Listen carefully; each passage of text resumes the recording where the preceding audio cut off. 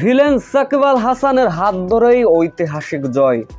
অঘটন বলবেন নাকি নাটকীয়তা? পাকিস্তানের মাটিতে পাকিস্তানকে কাঁদিয়ে বাংলা ওয়াশ করলো টাইগাররা।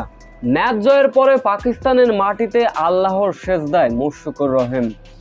রাওয়ালপিন্ডিতে যা ঘটলো, বাংলাদেশ যা করে দেখালো, নয়াক ইতিহাসের থেকে কোনো অংশে কম নয়। রাওয়ালপিন্ডির অনার্স বোর্ডে লেখা থাকবে বাংলাদেশের নাম, যেখানে বাংলাদেশের মতো একটা ক্ষুদ্র দল পাকিস্তানকে হয় টস। চতুর্থ দিনে 20টি শত্রুতা দেখালেও পঞ্চম দিনে ব্যাট হাতে দাপট দেখিয়েছিলেন শুরুতে জাকির আলী, সাদলাম ইসলাম।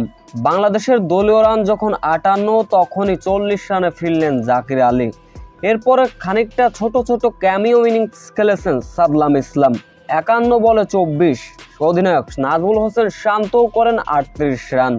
মমিনুল করলেন 34 রান। জয়ে কি আর বাধা হতে পারে টাইগারদের? মোট কথা 47 ওভারে 153 রানে 4 উইকেট হারিয়েছিল বাংলাদেশ। কিন্তু সেইখানে দাঁত চিপে ক্রিজে ব্যাটিং করলেন মুশফিকুর রহিম এবং সাকিব আল হাসান। শেষ পর্যন্ত সাকিব আল হাসানের বাউন্ডারিতে জয় পায় বাংলাদেশ। 22 রানে অপরাজিত থাকেন মুশফিকুর রহিম, সাকিব আল হাসান 21 রানে। পাকিস্তানের মাটিতে পাকিস্তানকে বাংলা ওয়াশ করে নয়া ইতিহাস গড়ল টাইগাররা।